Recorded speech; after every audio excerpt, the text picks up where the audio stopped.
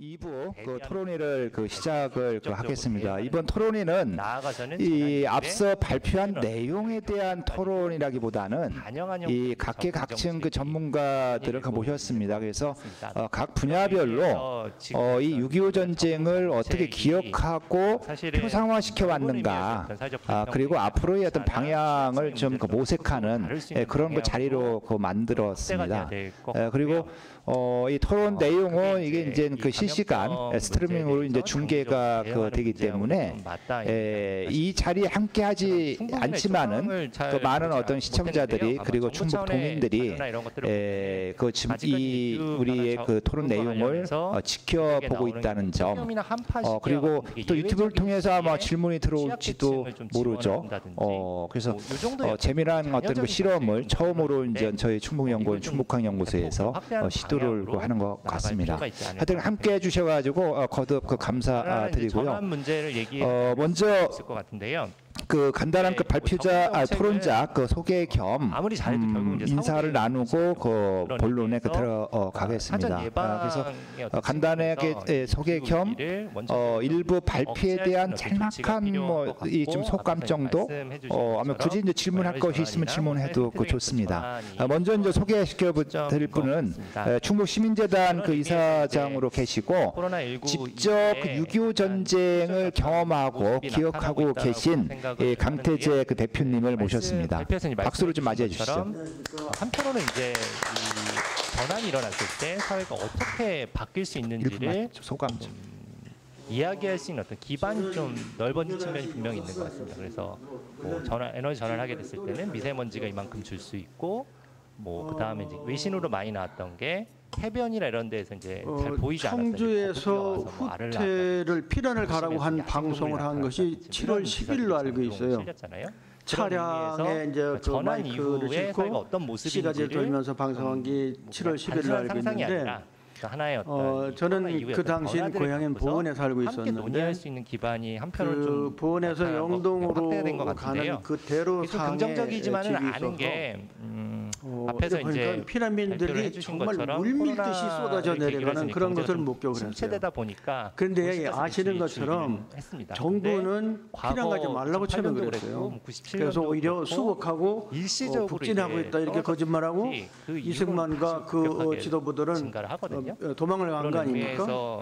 그래서 대부분 그렇게들 알고 있었던 거예요. 그래서 뒤늦게 피난 행렬을 보고 아무 준비 없이 바로 보복공연이 이런 표현들도 있거든요. 제가 이 글도 쓴 게 있는데, 지금 저희 어머니가 찹쌀을 한 마를 가마솥에 볶는데 채 빻을 시간이 없어서 볶은 찹쌀을 자리에 아버지가 메고 집에 있던 소 한 마리 끌고 그냥 그대로 전식구가 바로 피난 행렬에 나왔어요. 그런 의미에서 그런데 딱 2km 갔을 적에 상황이 어떻게 오리 전개되느냐는 2km 딱 갔을 때 인민군 편의대가 앞을 딱 걸어맞고 동무들 남조선 해방됐습니다. 피난 갈 거 없습니다. 되고요. 그런 의미에서 그런데 어떻게 필요한 거예요? 여기까지 말씀 듣고 다음 분 이따 또 소개시켜드리겠습니다. 서원대학교 역사교육과 교수를 재직하고 한국 현대사를 이제 전공하고 계신 김지영 교수님 나오셨습니다. 이 코로나19의 어떤 경험을 이야기하고 논의의 어떤 방향을 잡아갈 필요가 있는 것 같고요. 그 측면에서 지금 한국에서 많이 언급되고 있는 게 앞에서도 언급해 주셨던 그린 뉴딜인 것 같습니다. 재난 이후의 어떤 사회 변화와 관련해서는 여러 논의들이 있긴 하지만 좀 같이 얘기해 볼 만한 테마는 재난 자본주의적인 전망이 하나 있고요. 재난 유토피아적인 어떤 사회로 갈 거다라는 이야기가 있습니다. 재난 자본주의는 좀 말이 이상할 수는 있는데요. 이 재난적인 어떤 사건을 계기로 해서 논란이 되거나 문제가 된 어떤 개발 사업 같은 것들, 이런 정책들을 이름을 포장을 달리해서 다음은 교육계를 대표해서 상당히 교육 문제는 상당히 중요하지 않을까 생각이 듭니다. 주성고등학교 역사 교수로 계신 박상민 선생님 오셨습니다. 찾게 될 가능성이 있다는 거예요. 주성고등학교 박상민입니다.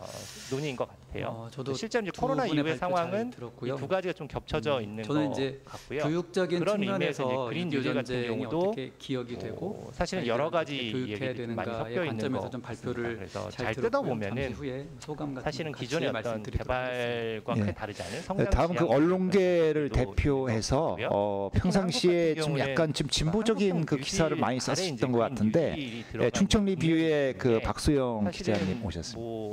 이 앞에서 이제 탈성장 말씀을 해주시기도 했는데 이 그린 뉴딜이라는 게 혹은 이 한국형 뉴딜이라는 게 지향하는 바가 결국은 이제 과거로 혹은 더 나은 어떤 성장으로 가는 어떤 정책의 어떤 일환으로 귀결되고 있는 측면이 분명히 있는 겁니다. 예. 다음은 그 이쪽 문학계를 대표해서 아마 최근에 이 6.25 전쟁을 소재로 해서 그 소설도 쓰셨죠? 그 충북 작가회의에 정현석 회장님 오셨습니다. 예, 충북 작가회의 정현석입니다. 저는 소설을 쓰고 있고요. 이제 차후 조금 이따 이제 말씀을 드리겠지만, 제가 처음 82년도에 그 6.25에 대한 그런 그 질문을 처음 들었습니다. 그래서 이제 그때 쓰게 된 이제 그 이야기를 듣고 쓰게 된 소설이 소백산이라는 소설인데요. 조금 이따 차차 말씀드리겠습니다. 예. 그 아마 6.25 전쟁을 가장 많이 기억하는 방식은 아마 노래가 아닌가 생각을 해요. 그래서 노래를 통해서 많은 걸 회상하고 노래를 통해서 많은 걸 기억하고 노래를 통해서 많은 어떤 아픔을 달래서 그 이제 음악계를 대표해가지고 그 조동원 명창을 모셨습니다. 네, 고맙습니다. 저는 그 83년도에 처음으로 이제 저희 은사님이 올해 이제 84인데 우리 소리를 배우러 이제 서울에 갔더니만은 그 쭉 생활 같이 하면서 그 선생님께서 6.25 때 그 판소리 하시는 분들의 동향 그런 것들을 많이 들려주셨어요. 그래서 오늘은 선생님으로부터 들은 이야기 또 제가 개인적으로 또 들은 이야기 이런 것들을 함께 말씀드려보겠습니다. 예, 네, 감사드립니다. 그 1인당 아마 질문을 한 두 질문 정도 될 거고 질문당 한 2, 3분 정도 답변을 해주시고요. 필요하면 나중에 또 뭐 말씀하시면 될 것 같습니다. 다만 이제 2, 3분을 넘지 않게 좀 간단명료하게 말씀을 부탁드립니다. 아까 그 강태재 대표님 재미있게 말씀하시다가 제가 중간에 끌어가지고 죄송합니다. 이어서 좀 말씀해 주시죠. 예, 그래서 이제 그 오리허에서 저지를 당해가지고 바로 옆 마을로 이제 들어가서 피난을 겪었죠. 그런데 뭐 이제 긴 얘기를 할 수가 없기 때문에 간단히 얘기하면 그 한 해 여름 피난을 하면서 저는 인민군하고 아주 재미난 추억이 많이 있어요. 그 무등도 태우고 오고 그래서 뭐 호루라기도 주고 뭐 장난감 이런 것도 주고 그래서 인민하고 상당히 친했는데 9.28 이제 수복이 되면서 이렇게 도망가는 인민군들을 생생하게 보았고 또 군복을 벗어던지고 중의적상을 달라고 해서 입고 막 도망가고 채 익지도 않은 옥수수를 따먹으면서 이게 패퇴하는 인민군들을 이제 실제로 목격을 했죠. 그러면서 국군이 들어왔는데 국군도 편의 걱정을 하고 그렇게 말하면 그 인민군 걱정을 하고 들어왔어요. 그러고선 말하자면 부역자를 채출하는 작업을 한 거예요. 근데 하필이면 우리 집에 그렇게 들어와서 우리 어머니 이게 밥을 달라고 그랬는데 우리 어머니가 김사 이상해서 밥이 없다고 그래서 이제 옷을 자기가 겉옷을 벗더니 벗으니까 이제 국군 독상에 나왔는데 그게 국군 대위였는데 그 다음날 보니까는 그 부역자 가족들을 동네에 이제 마련놓고 그때는 그 중대장이 그 밑벌도가 있었어요. 그걸 이제 직접 처분하려고 이제 선체에 말리고 그러나 이제 직접 그에게 가담한 사람은 뒷산에 올라가서 직결처분 총으로 쏘는 광경을 직접 봤어요. 그것이 어제 마음에 굉장히 큰 충격이었어요. 그래서 그리고 이제 중학교 와서는 공사 선생님께서 아까 우리 양 선생님 말씀 중에서 나오고 했던 청주형무소에 갇혀있던 우익인사로서 당선에서 이제 직접 처분당하고 정말 무사일생으로 살아나온 그런 그런 이야기도 듣고 저는 또 이제 그 가족적으로는 그 뭐라고 해야 되나 그 전쟁 와중에 누이 동생 하나를 잃고 또 제 어머니가 연명 그 발진티푸스로 굉장히 큰 고생을 하고 그리고 이제 저희 집안에서 이제 형님들 사촌 형님들이 참전해서 대체부가 절단되는 그런 상위 군인도 나왔고 또 숭이산 빨치산 토벌대에 참여한 그런 형제들도 있었고 또 제 외숙은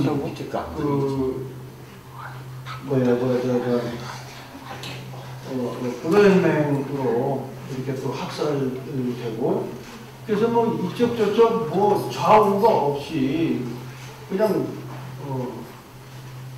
구분 없이 그냥 이런 피해를 겪을 수밖에 없는 그리고 엄청난 트라우마를 갖게 된 그래서 지금까지도 그때 감정이 아주 또렷하게 나와 있고 가끔 꿈도 꾸고 그럼 그 지금 단적인 그 경험 증거에서 확인할 수 있듯이 당시 한 10만 명 그 피난민이 나왔는데 중국 지역에서 그 중에 한 7만 명이 그 이웃한 지역으로 피난을 가더라고요. 우리는 피난하고 빨리 간 것처럼 생각하는데 실제 이웃으로 뭐 3분의 2가 그 이웃 마을, 이웃 군으로 가고 나머지 3분의 1이 좀 뭐 멀리 그 가다가 대부분 돌아오는 중국 도청 공무원들도 거의 이웃 고향으로 이제 그 피신을 하거나 이제 일부만 대구로 가다 이제 돌아오는 증언들 많이 볼 수가 있는데 혹시 그 인문군하고 친하셨다고 하는데 그 기억이 그동안 그 시민단체에서 오랫동안 활동을 하셨잖아요. 그러면서 좀 약간 진보적인 운동, 평화운동도 하셨는데 그 부분이 좀 영향을 미친 부분은 없습니까?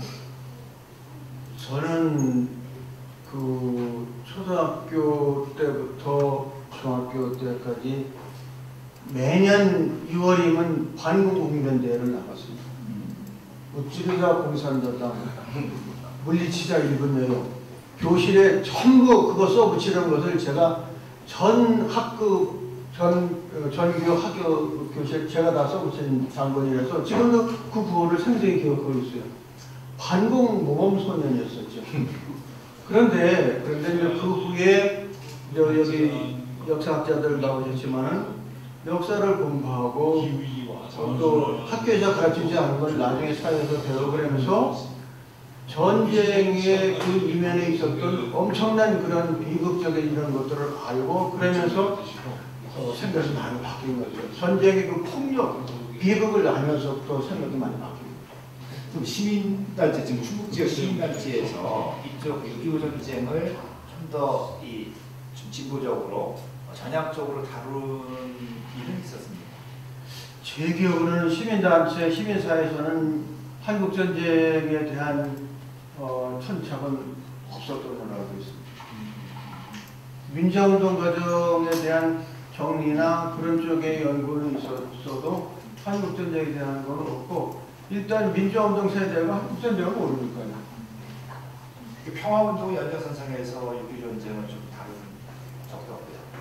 우선 우리 국가 사회 차원에서도 자유당 정부 시절까지만 하더라도 6.25 때는 기념을 하고 휴일로 했고 각급 학교나 이런 데 사회적으로 기념을 했어요. 국민대회도 뭐도 그런데 오히려 군사정권이 드러나고서부터는 점점 그런 것이 소원해졌고 아까 유경탄? 충원탄 말씀하셨는데 저는 그것이 그 진보 정권이 무슨 좌우의 균형을 생각해서 했다고 저는 생각하지 않고 오히려 양심적인 그런 그 정권이 6.25의 그 희생자들에 대한 것을 인정하고 그걸 받아들이는 그런 거라고 저는 생각해요. 오히려 군사 독재 정권들이 더 내물나라 이렇게 했거든요. 저는 지금도 생생하게 기억하는 것이 한번 서울을 기차를 타고 오는데 그때는 기차에 입석도 빡빡하게 타고 다니고 그러는데 그 상위군인이 의수를 한 상위군이 이렇게 된 거예요. 이렇게 그때는 아주 이것을 둥글게 되는 걸 뾰족하게 걸어요. 그래서 찍쓰는 사람 돈 내라고 찍고 이렇게 해서 아주 공포감을 주고 하는데 이걸 누구도 굉장히 못 말려요. 그래서 중학생 어린 마음에도 그게 공포스러웠던 것이 아까 가끔 꿈에 나올 정도로. 그러니까 군사 독재 때 오히려 더 건다무심하지 않았나 저는 그런 생각을 합니다. 예, 공감이 됩니다. 이게 6.25 전쟁을 우리가 어떻게 받아들이고 어떻게 해석하고 어떻게 표현하느냐의 편차를 여기 지금 말씀 중에서도 확인할 수가 있는 것 같거든요. 그 김지영 그 학계에서는 그 6.25 전쟁을 지금 어떻게 다루고 있습니까? 네, 학계에서 그 6.25 전쟁을 근데 오늘도 세미나 주제에서 명칭이 6.25 전쟁이라고 하는 표현을 쓰고 있습니다. 사실 용어 선택부터 굉장히 좀 다양하게 접근하는 작품을 시작합니다. 보통 우리가 6.25 전쟁이라고 했을 때는 한국 전쟁이 일어나게 된 1956년 6월 29일 그 민영에 그 시점 특정하고 그 시점에 대해서 정치, 군사적인 모든 의미들을 부여함으로써 그 한국전쟁 전체의 상황과 6.25를 직결시키는 그런 접근이 통상적입니다. 사실 이런 그 관점의 접근이 냉전 시기에는 일반적이에요. 왜 그러냐면 한국전쟁을 알아야 되고 그다음에 연구하는 것도 마찬가지로 이것을 기억하려고 하는 모든 그 목적 자체가 그 이데올로기적인 그 무적론에 기초하는 것이 아니고 그러니까 그 어느 쪽이 옳았고 어느 쪽이 그른가 하는 체제 정당성과 승부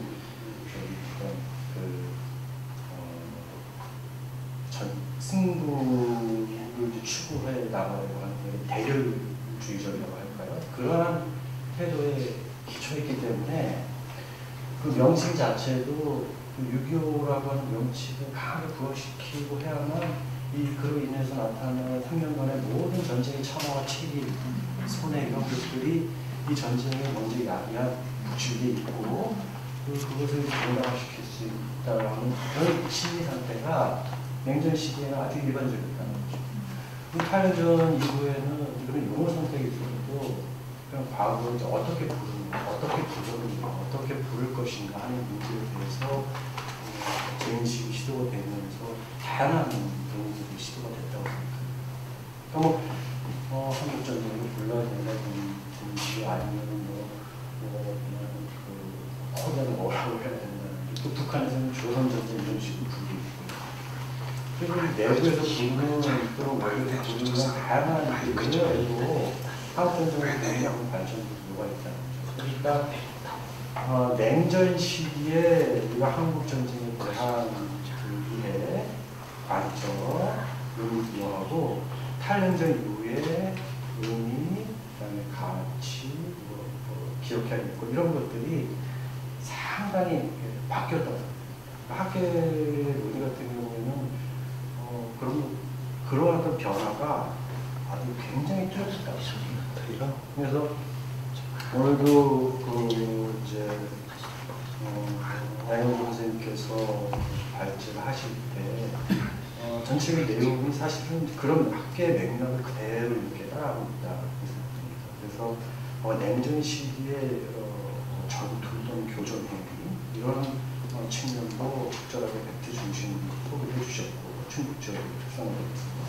그리고 탈냉전 이후에 어떤 민간의 학살 문제랄지 그다음에 사회적 약자가 이 전쟁 과정에서 어떻게 쓰여져갖고 희생되어 가는지 인권에 대한 문제 이러한 것들 피난 문제라든지 이런 것들이 종합적으로 다 이렇게 스캔해 주셨다고 생각합니다. 그래서 학계의 그 관점은 다시 정리하면 냉전 이전과 냉전 시기와 탈냉전 시기 이런 식으로 이렇게 변화가 되었다고 생각이 들고요. 그거 관련해서 한국에서 아까 이제 두 분께서 이렇게 말씀해 주신 것 잠깐 좀 적용을 한번 시켜보면 왜 그 김대중 정부와 노무현 정부 시기에 한국전쟁과 관련된 조형물이 많았냐에 대한 여러 가지 해석이 있습니다. 저는 이제 그런 이제 맥락에서 볼 때 그런 측면이 충분히 있다고 생각하고요. 굉장히 기능적이고 행동주의적인 측면이 있다고 생각해요. 그게 대체 2000년도 전후 한국전쟁 50주년을 맞이하는 그때 국가적으로 많은 행사들, 많은 사업들이 지자체에서 시도가 되었거든요. 그런데 공교롭게도 2000년도 6월은 아시다시피 제1차 남북 정상회담이 벌어진 시점이죠. 그러니까 굉장히 언급했어요. 그래서 한국전쟁 50년으로서는 냉전적인 기조에서 지켜야 될 것, 기려야 될 것, 이런 그 가치관이나 정책이 작동하는데, 해오는데, 현실은 그 냉전의 어떤 정서를 다 그냥 한 번에 없애버리는 남북화의 협력이라고 하는 엄청난 새로운 기운들이 충분했다는 거죠. 그래서 일시적으로 그 50주년 전쟁, 한국전쟁 50주년을 기점으로 해서 하려고 했던 여러 행사들이 좀 약간 유보된 측면이 있었다고 생각해요. 그건 좀 더 이렇게 살펴볼 필요가 있거든요. 그 여파가 적어도 5년 정도 이렇게 간 게 아닌가. 그래서 그 즈음에 2000년, 한 2009년 정도에 결국 그것이 조형물이 건축된 방식으로 나타날 수도 있다라는 생각이 드는데, 결국 그러니까 이 말씀 드리는 이유는 한국전쟁에 대해서 생각하고 의료하고 그리고 기리는 방식이 냉전 시기 이전과 이후가 굉장히 다르고, 오히려 그 8년 전 이후에 선생님께서 말씀하셨던 것처럼 좀 더 편견 없이 그리고 이제 어떤 사명감이랄까 그런 것들 없이 그냥 길거리를 기리고 위로할 사람들을 위로하고 추모할 거를 추모하는 그런 정도 이렇게 좀 더 합리적이고 좀 더 건강한 그런 사회적인 흐름이 있다. 그 앞서 발표한 내용을 안 보신 분을 위해서 지금 강태재 대표님이나 김지영 교수님 말씀 중에 이제 조형물 숫자, 건립 숫자가 이제 노무현 정부 때 많았다는 걸 가지고 이제 말씀들을 해주셨는데, 충북 지역의 그 6.25 전쟁 현충 시설이 72개입니다. 그 72개 중에 29개씩이나 노무현 정부 때 건립이 됐어요. 왜냐? 그 답에 대한 이 답변을 하신 것 같습니다. 아직 양호준 교수님 그 발표한 내용에 대해서 같은 학자로서 아주 극찬을 하시네요.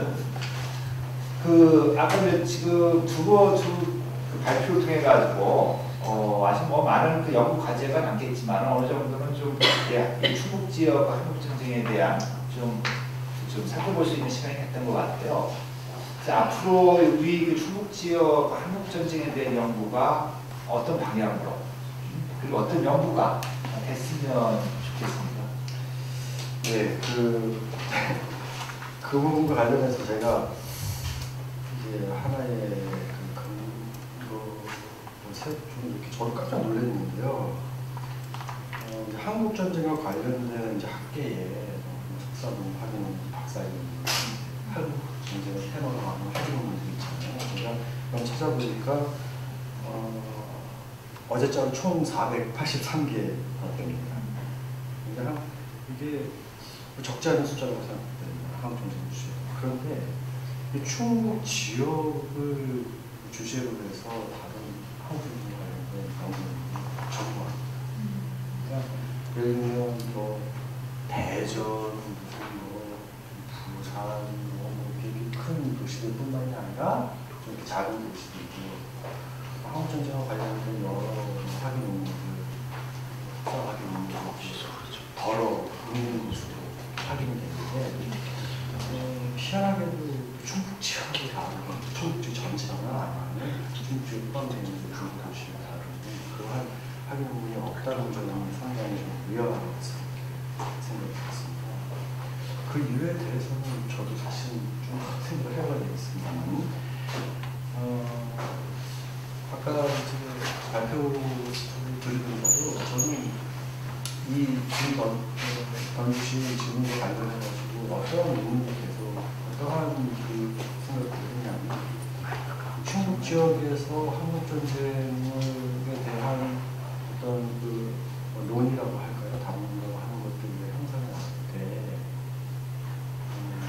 실제로 전쟁 과정도 중요하고 우리가 알아야 되고 그 과정에서 발생했던 여러 가지 상처, 고통 그런 것들도 소환해야 되고 그리고 이제 그런 것들을 어떻게 기억하고 어떻게 치유해 나가야 될 것인가 하는 것들을 연결시켰을 때 제가 일차적으로 떠올리는 거는 그 충북 영동 노무현 사건이었습니다. 사실은 이 충북 영동의 노무현 사건이라고 하는 건 아까 전에 냉전 시기에는 뭐 다루지 그때 없었던 사건이 아니라 그때도 있었습니다만 그때는 이것이 공개되지 못했고 제 기억으로는 94년에 아마 말지에서 노무현자가 제일 처음으로 이걸 지원자들을 인터뷰해가지고 터뜨렸던 기억이 되고 그리고 AP 이제 한국 기자하고 요즘 기자라고 해가지고 99년도에 세계 국제적인 이슈로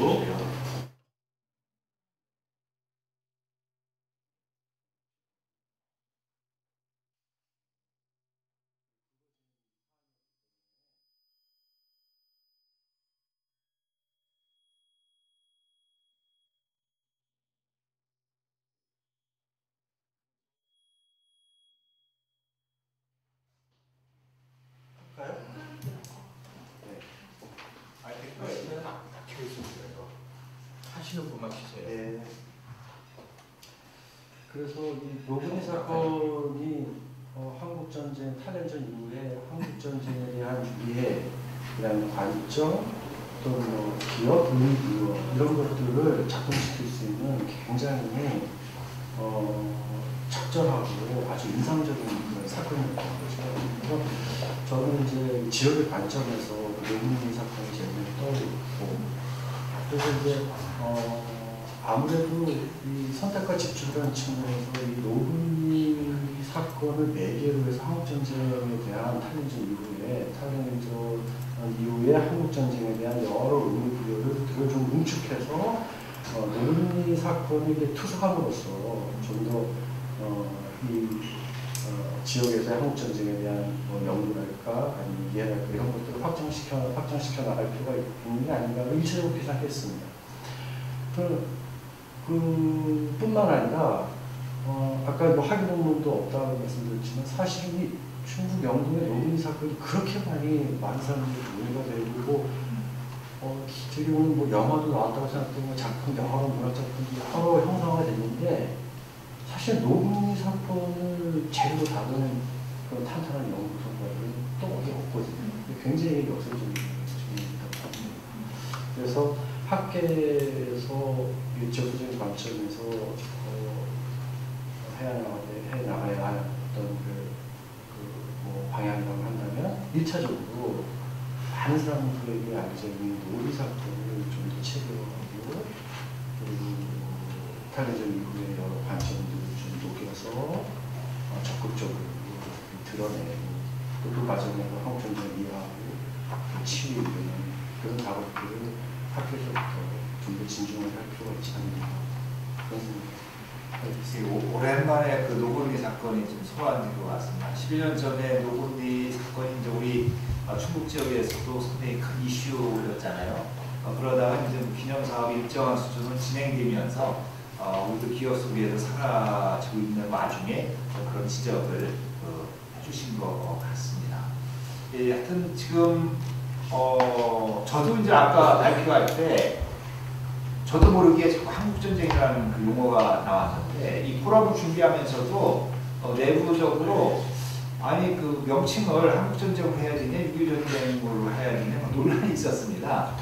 그래서 이제 정리하기를 이 학계에서는 역시 그 한국전쟁 용어를 많이 쓰지만은 우리 이제 충북환경연구소 공공기관이고 그래서 그 국가의 공식적인 명칭은 이제 6.25 전쟁이라고 하기 때문에 6.25 전쟁 용어를 이제 쓰자 해서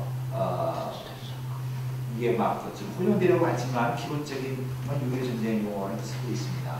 아까 이제 김지영 교수님의 말씀 중에 이제 문학 작품에서도 이제 이 노골리가 다루었다고 말씀하셨거든요.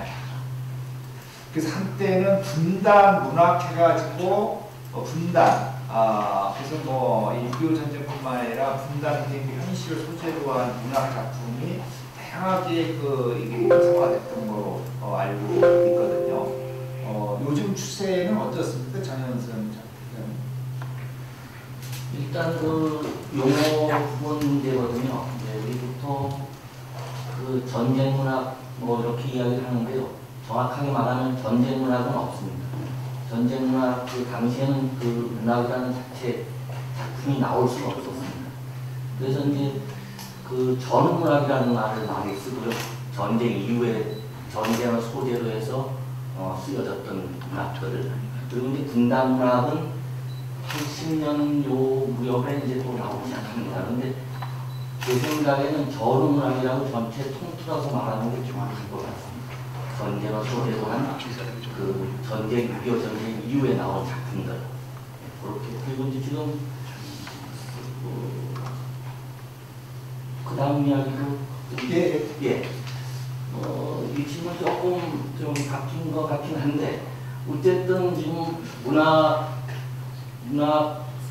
쪽에서는 작품이 별로 나오지 않고 있습니다. 어쨌든 지금 역사, 지금 우리 김영 교수님이 말씀을 하셨는데, 문학 쪽에는 더 없습니다. 제일 큰 부분 문제가 뭐냐면 이데오 교육의 문제 때문에 발표를 할 수가 없었고요. 제 개인적인 이야기를 하면 제가 82년도에 수산 단양 쪽으로 가다 보면 수산이라는 마을이 있습니다.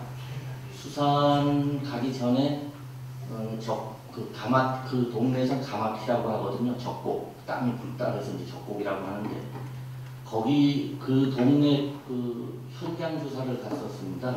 처음에는 동학군 자체에 찾아서 들어갔습니다. 거기를 충북 동학을 찾아보려고. 그런데 가마티라는 데서 또 한 10리 정도로 올라간 동막이라는 데가 있습니다. 우리가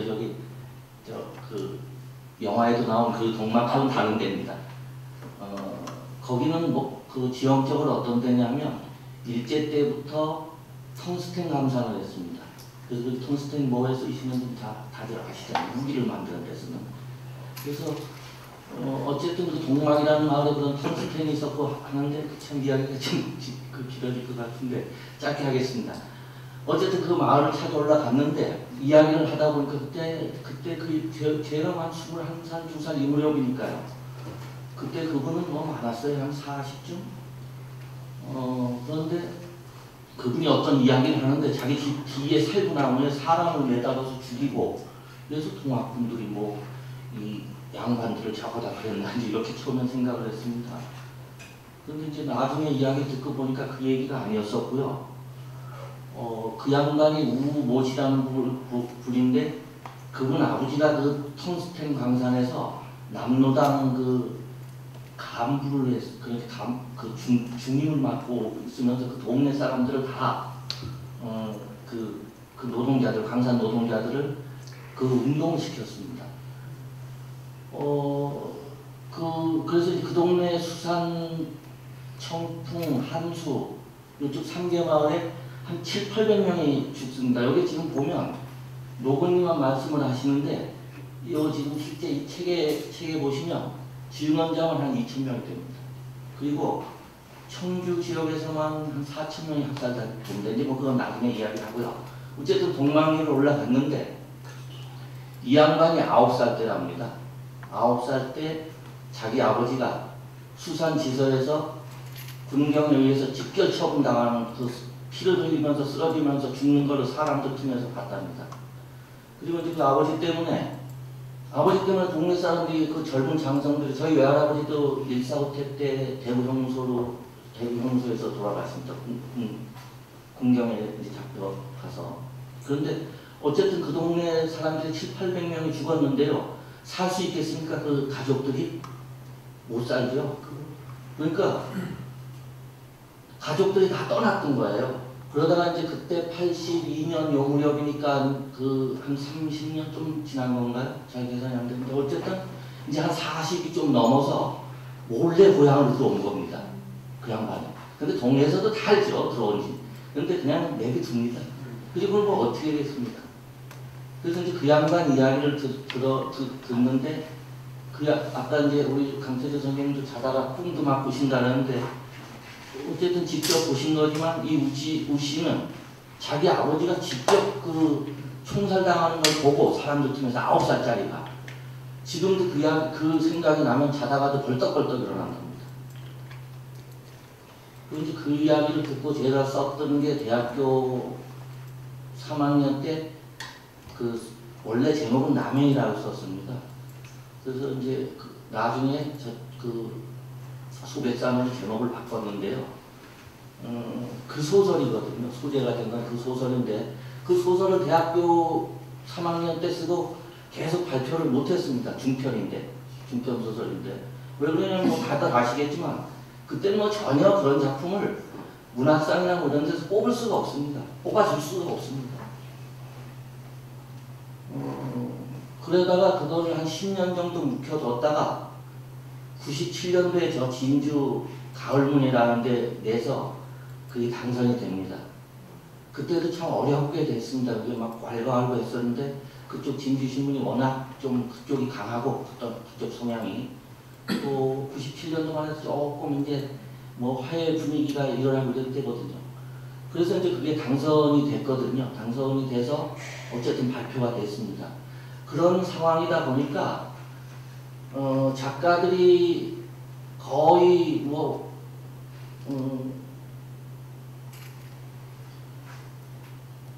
목숨을 이제 97년 뭐 이러면 목숨까지는 걸지 않았더라도 큰 공경을 처할 정도가 처할 각오를 하지 않으면 그런 작품을 낼 수가 없습니다.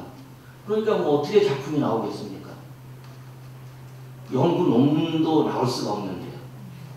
이건 더군다나 소설은 사람 사는 이야기잖아요. 또 아픈 이야기잖아요. 그래서 지금 현재 이제 뭐 그 지금까지 그런 상황이어서 현재도 뭐 그런 작품들이 많이 나오진 않습니다. 그래도 이제 많이 예전보다 많이 나아졌고요. 작가들도 좀 작가들한테 저희도 지난주에 광주 5.18 문학제를 갔다가 1박 2일 갔다 왔는데 벌써 임원영 선생님도 말씀을 하셨지만 작가들이 정신을 차려야 된다고 이제 아주 호되게 질타를 받았습니다. 작가들 다 전국의 작가들이 한 200명 모였는데요. 질타를 받았습니다. 뭐냐면 자꾸 한풀이 하지 마라.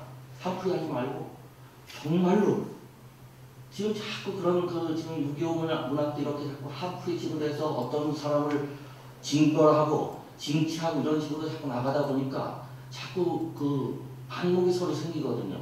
그게 아니라 화합할 수 있는 어떤 이런 이야기. 임원영 선생님이 그런 이야기를 하셨습니다. 그 양반은 같으면 캐치프레이 시켜서 막 떠들어 해야 되는 어떤 이런 걸 주창하실 텐데 그거 안 된다 이제는 시대는. 그래서 이제 앞으로 뭐 많은 작품들이 나올 것 같습니다. 작가들이 깨지 않아서 죄송합니다. 의외네요. 문학 작품이 상당히 많을 거로 생각하는데 의외로 그 이념의 벽을 넘지를 못해서 의외로 적은 것 같습니다. 특히 아까 몇몇 사례에서 알 수 있겠지만은 그 문학적인 소재, 스토리가 상당히 많잖아요. 예, 그걸 어떻게 이제 이 문학 작품으로 형상화시키느냐인데, 그래서 아까 지금 말씀하신 대로 이게 어떤 남과 북의 이 전쟁이라는 또 좌우 대립이라는 구도 속에서 접근하지 말고 그 뛰어넘는 그런 작품들이 나와야 될 것 같습니다. 그 다음은 그 음악은 어떤지가 궁금한데 이쪽 문학 쪽이 적었다면은 그럼 이쪽 음악 가장 대중예술이 소리잖아요. 노래인데 저희들도 뭐 성장하면서 이 한국 전쟁을 6.25 전쟁을 소재로 한 노래를 많이 듣고 많이 불렀던 것 같아요. 근데 이제 나이를 먹으면서 점점 그런 노래를 많이 듣지를 못했는데 실제 6.25 전쟁을 소재로 한 노래의 동향은 어떠했습니까? 오수룡원 문창민 좀 노래를 이제 예를 들어서 전쟁에 관련된 가사를 가지고 노래를 하는 거는 거의 전무하다시피 했고요. 다만 이제 예술가들이다 보니까 이제 악극을 이제 구성해 가지고 위문 공연을 다녔다고 해요. 그래가지고 이제 위문 공연을 다니면서 이제 전쟁의 어떤 서 예술가들이 살아가는 어떤 그런 어떤 기회를 계속 갖게 되는 그런 를 했다고 하는데, 그게 뭐냐면 이 지금 코로나 사태도 똑같은데요. 이 전쟁하고 코로나 사태하고 어쩌면 그렇게 일맥상통하는지, 예술가들이 전쟁이 나니까 전쟁통에 누가 한가롭게 음악을 듣고 있으며, 이 코로나 사태가 났는데 누가 이렇게 정말 거기 목숨 내놓고 가가지고 음악을 듣겠습니까? 그러니까 예술가들이 머리가 시원치 않고 먹을 수 있는 게 없는 거예요. 그 굶어 죽은 예술가가 많았답니다, 당시에. 그래서 대표적인 게 이제 충북 지역에서, 충청이나 충북 지역에서는 좀 유명한 사람들이라면 이게 신문에 나기도 하고 그러는데, 보편적으로는 다 그냥 유야무야 이렇게 아마 생활을 했던 것 같은데, 기사화돼서 나온 것을 보면 이제 강태홍이라고 우리나라 가야금산조에 굉장히 유명하신 분인데요. 이분이 전쟁통에 먹을 게 없어가지고 굶어서 돌아가셨답니다. 네, 그렇게 했고요. 그 다음에 윤윤석 씨라고 이제 문화재신데, 이분도 돌아가시긴 했지만, 이분은 이제 먹을 게 없으니까 5살 때, 아까 강태재 선생님 5살 때 이제 전쟁통 이후 때 피난도 가고 그러셨다 하는데, 이분은 동양을 하기 위해서 5살 어린 친구가 풍물단을 구성해가지고 이제 돌아다니면서 풍물을 하면서 이를테면 먹을 거를 이렇게 받아가지고 얻어가지고 그래서 연명해 나가기도 하고 그런 얘기가 있고요. 아까 제가 이제 조상현 선생님한테 배웠다는 얘기가 또 하나는, 예술가들이 이제 박록주 선생님이라고, 박록주 선생님이 얼마나 유명하시냐면, 조상현 선생님을 오늘날 키워내신 분이 박록주 선생님이시고, 그 다음에 우리 지역에 이제 함수연 선생이 그 계열의 이제 홍보가를 하고 계신데, 이 박록주 선생님이 1세대 김소희, 박록주 이렇게 할 정도로 굉장히 구미 선사한 분이신데, 이분이 또 못 먹어가지고 한쪽 눈이 실명이 되고 있어요.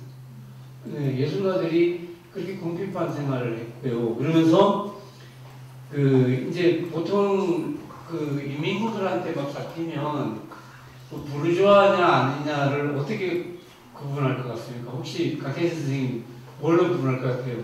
너 부르주아야 아니야 이렇게 하면 딱 잡아놓고, 딱 잡았어요. 정현 선생님을 딱 잡았어요. 근데 처자는 그렇죠.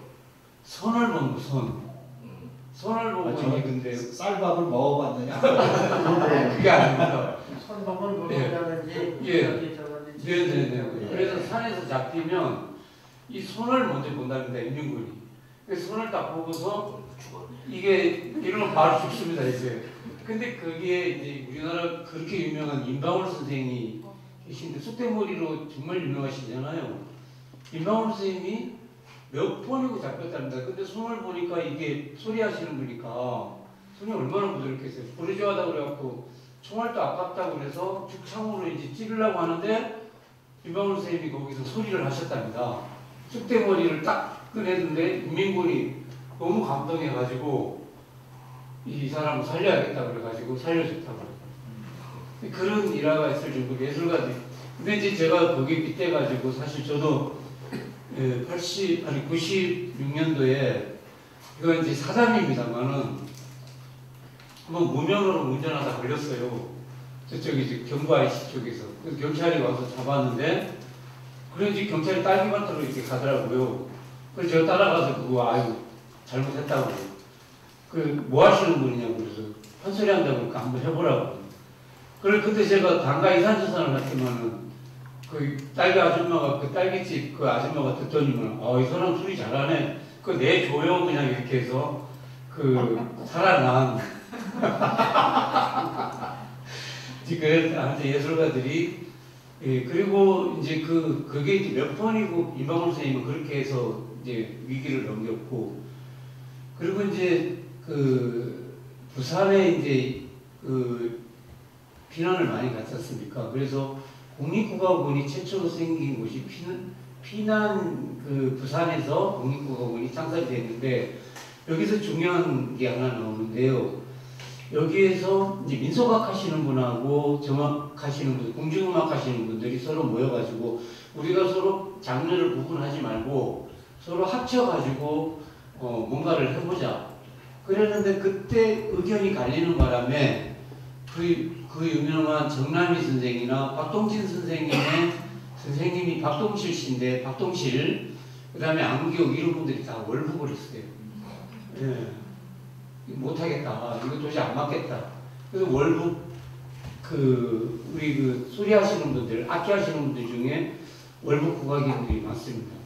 그래서 황병기 선생님 그런데 그분들이 가지고 간 소리하고 이 산조가 굉장히 잘 짜여지고 아주 바디가 좋은 바디인데 이분들이 월북해버리니까 그걸 할 수가 없어요. 그래서 황병기 선생 유명하신 침향무 하신 이화여대 교수, 그분은 서울대 이제 고대를 나왔지만은 부산에서 이제 가야금을 시작해가지고 근데 이제 결국에는 월북한 정남희 선생의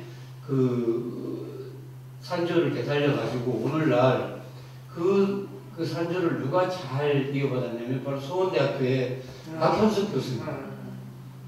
박현숙 교수가 정남이째 이 제목을 어떻게 졌냐면 정남이째 한병규류 가야금 산조 이렇게 했어요. 근데 이걸 유일하게 받아가지고 잘 지금도 하시는 분이 우리 지역에 오랫동안 가야금을 정말 잘 이렇게 전파시키고 있는 박현숙 선생님이 이렇게 하셨습니다. 그래서 국악인들이 그런 어떤 우리 지역에서 이 6.25 전쟁 소재로 한 대중 가요를 안 만들어졌네. 네, 그런 거는 없다고 합니다. 전혀 없고 그리고 우리 지역뿐만 아니라 이제 국악 하시는 분들 이제 저희 은사님들한테도 여쭤보면 그러진 않았고 미문 공연은 다녔다. 그런데 이제 주로 일반적으로 부르던 대중가요를 불렀지. 직접 지역 6.25 전쟁을 소재로 해서 작사 작곡한 노래는 찾아보기 힘들다. 네, 그렇습니다. 상당히 6.25 전쟁 때 음악인들의 애환 말씀을 많이 해주셨는데 명창이라 제가 말씀을 드릴 때 혹시 좋아하는 6.25 전쟁 관련 노래 있으면 좀 한 곡 불러주시죠. 지금 위기 상황입니다. 판소리라도 한 곡 하셔야지 이 위기 상황을 면할 수 있습니다. 저는 현충일 노래를 좋아했거든요. 별와 나라 이거 정도 판소리 짤막하게 한 대목 하시는 게 나을 것 같아요. 판소리요. 아이고.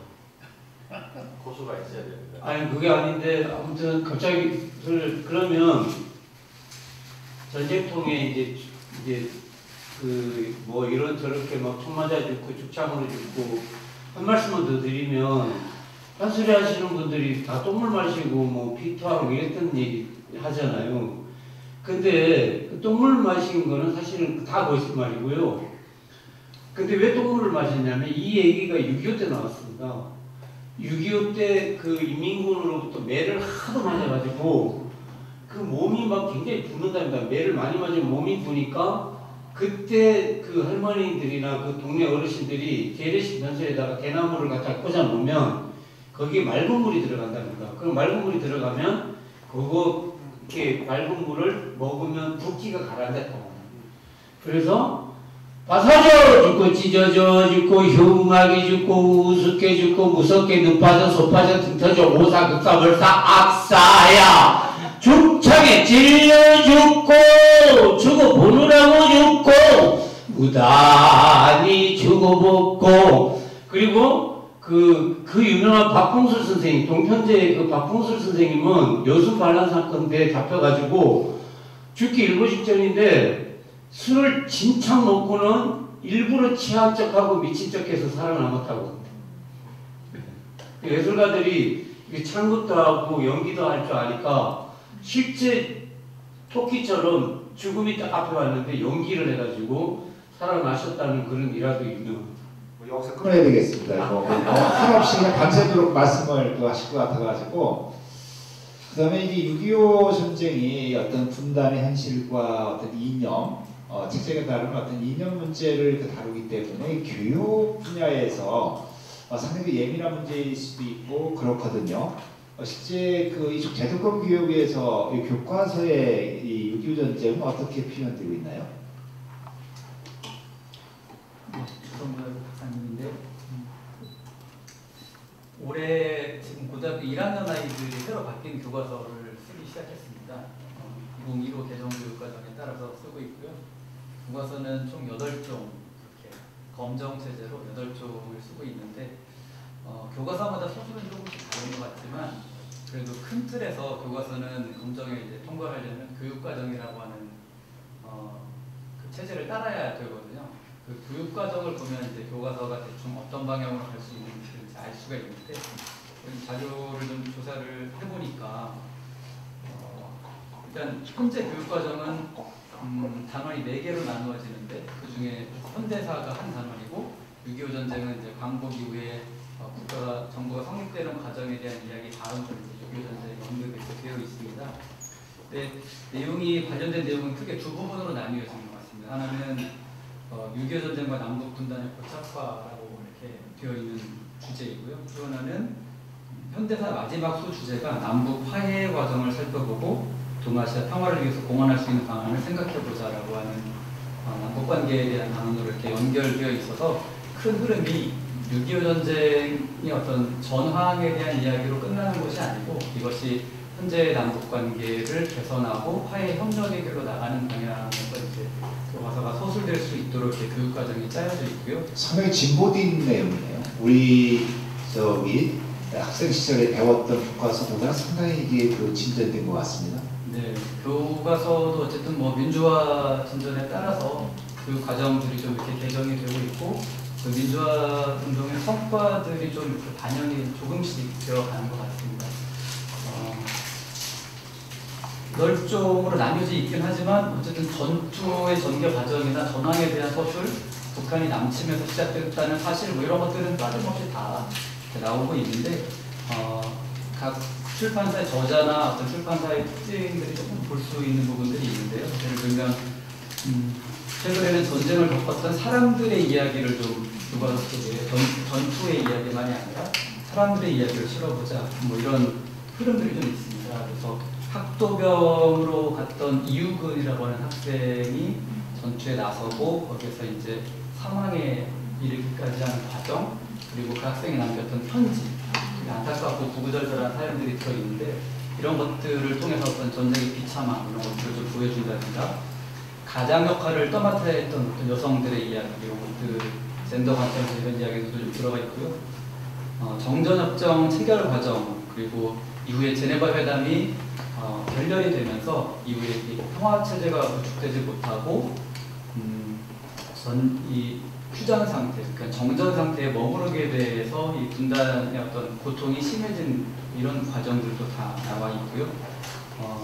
아까 앞부분에서 민간인 학살에 대한 이야기를 좀 많이 해주셨는데 민간인 학살에 대한 언급들도 대부분 교과서가 하고 있습니다. 하고 있고 편차가 조금 있는 건 그 이후에 진상규명 노력이라든가 정부 차원에서 사과를 했다 이런 것까지 언급하고 있는 교과서들이 일부 있고 나머지 교과서들은 이제 전쟁 중에 벌어진 어떤 민간인의 희생 이런 문제로 좀 다루고 있는 것 같습니다. 이 생각했던 것보다 이쪽 제도권 교육에서 6.25 전쟁에 대한 교육이 상당히 진일보한 거로 보여집니다.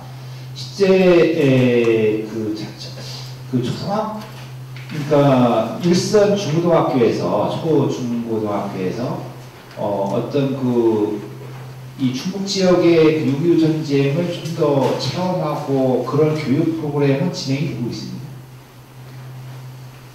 일선 학교나 교육청 단위에서 일단은 김 교수님 말씀하신 누근리 사건은 충북 지역에서 워낙에 크고 유명해진 사건이기 때문에 누근리 기념관 공원도 만들어져 있고 해서 교육청 차원에서 평화교육 연수를 교사 대상으로 진행하고 있기도 하고요. 그런 연수를 받은 교사들이 아이들과 뭐 동아리 활동이나 체험 활동 같은 것으로 영동 지역을 노근이 지역을 답사하거나 그런 프로그램들이 운영되고 있고요. 그리고 이제 그런 체험 프로그램 말고도 그 충북에 있는 선생님들이 이제 지역의 역사를 같이 공부하고 지역에서 벌어졌던 6.25 전쟁의 어떤 비참한 사실이나 이런 것들을 이렇게 수업에 지역의 이야기로 좀 이렇게 녹여내고 있기도 합니다.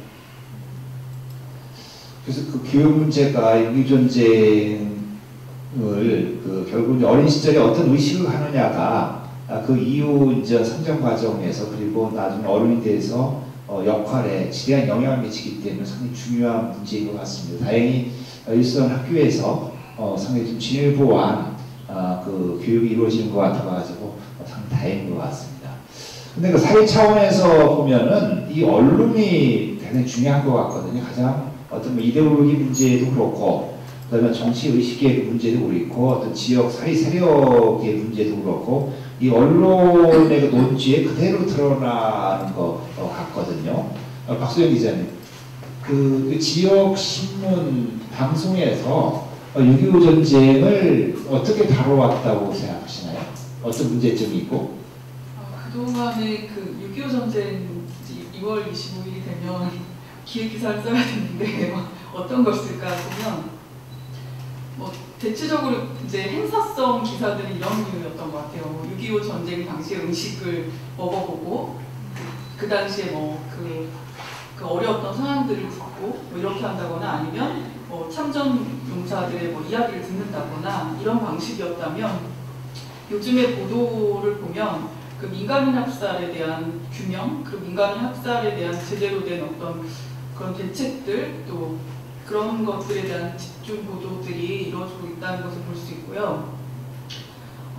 이제 노근희 사건 같은 경우는 그 AP통신이 그 보도하기 전에 충청리뷰 신문사에 있던 권혁상 국장님께서 최초로 보도를 하셨고, AP통신은 그 이후에 보도를 했는데 AP통신이 갖고 있는 그런 전파성, 그것이 이제 전 세계로 뻗치는 그런 역할을 하게 됐습니다. 그래서 노근희 사건을 비롯해서 그 최근 오늘 저녁 7시에는 KBS 방송국에서 보도를 하는데요. 다큐멘터리 형태로 단양 그 명춘면 상리마을에 있었던 민간인 학살 사건, 미군에 의한 민간인 학살 사건을 대표적으로 보면 노근희 사건하고 단양 복계곡에 있었던 학살 사건인데요. 이 두 사건을 다루는 그 미군에 의한 학살 중에서 이제 노근희 사건 같은 경우는 평화재단도 만들어졌고 여러 가지 관련 사업들을 하고 있지만, 단양 복계골 사건 같은 경우는 아직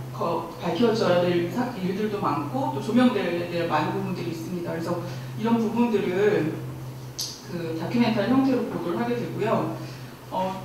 6.25를 앞두고, 6.25 한국전쟁을 앞두고 가장 많이 소환되는 분은 지역에서 두 분인 것 같아요. 제가 보도를 보면 박만순 충북역사문화연대 대표님, 지금 한국전쟁 전후 민간인 학살 진상규명 충북대책위원장을 맡고 계신데요. 이분의 인터뷰나 그런 많은 그런 것들이 이제 소환이 되고요. 또 한 분은 박선주 충북대 명예교수이시고 1기 진실화해위원회 유해 발굴 단장님의 인터뷰가 많이 소환이 됩니다. 이제 과거에는 뭐 6.25 전쟁의 어떤 행사성 보도들이, 단편적인 보도들이 주를 이뤘다면, 지금의 보도 형태는 민간인 학살에 대한 제대로 된 규명과 또 이를 고집스럽게 해왔던 인물에 대한 조명들, 그리고 과제들을 이야기하고 있고요. 충북에서도 지난 5월에 한국전쟁 충북유족회가 충북도청 앞에서 기자회견을 열었는데요. 최근 10년 만에 과거사법 개정됐습니다. 이거에 대한 환영과 또 민간인 학살 사건 진상 규명을 촉구하는 기자회견을 열었는데요. 지역사회 문제이기도 하고 또 우리나라의 문제이기도 한데, 이 민간인 학살에 대해서 제대로 된, 그러니까 관이 기록하고 있는 것과 또 민간인 찾아내고 밝혀낸 기록들 사이에 갭이 너무 큰 것 같습니다. 그래서 충북 지역에서의 민간인 학살 지역을 10곳으로 보고 있습니다. 충북도에서는 10곳으로 보고 있는데, 지금 한국전쟁 전후 민간인 학살 진상규명 대책위에서 보고 있는 곳은 충북 동네에 87곳으로 보고 있습니다. 그리고 희생자를 약 8,000명으로 이제 추정하고 있는데요. 그러니까 충북도와 이런 갭 차이가 있고요. 그리고 지금 민간인 학살 지역에 대해서 지금 충북 이제 청주 지역을 보더라도 예를 들어 노동리 같은 경우는 인근에 전원주택단지가 이게 버젓이 들어와 있거든요. 그러니까 약간 이제 그 도심과 조금 떨어진 곳들이 있는데 이곳들이 이제 개발이 되는 거죠. 민간 이제 뭐 개발이 되면서 어떤 제재나 이런 것이 없고 그냥 사유지 형태니까 계속 개발 행위가 이루어지고 있습니다. 그리고 지자체 차원에서 어떤 민간인 학살에 대한 어떤 지원들, 유해 발굴에 대한 지원들 자체가 상당히 미약한 상황입니다. 그리고 충북도에서는 광역 지자체 중에서 유일하게 충북도가 지원에 나섰는데요. 2019년에는 보은 내곡면 아곡리 민간인 학살 사건, 2020년 올해는 청주시 남일면 부산이 직역골, 여옥골이라고 불리는 이곳의 유해 발굴 사업을 일정액을 지원하기도 했습니다. 전국에 그 민간인 학살 그 피해자를 약 30만에서 100만 명으로 추정하는데요. 이들에 대한 유해 발굴 비용을 대략 1년에 예산을 잡아보면 약 10억 정도로 추정한다고 합니다. 어찌보면 그렇게 많은 예산은 아닌데 이걸 집행하기 못하는 것은 이데올로기라는 어떤 또 국가 권력에 의해서 민간인 학살 피해자들이 많았기 때문에 이걸 선뜻 집행하지 못하고 있고 그러다 보니까 지자체 차원에서도 눈치를 보고 지원을 못하고 있는 상황입니다. 그 사이에 사유지 개발로 전원주택 단지가 들어서기도 하고 공장이 들어서기도 하는 이런 행태들이 반복되고 있습니다.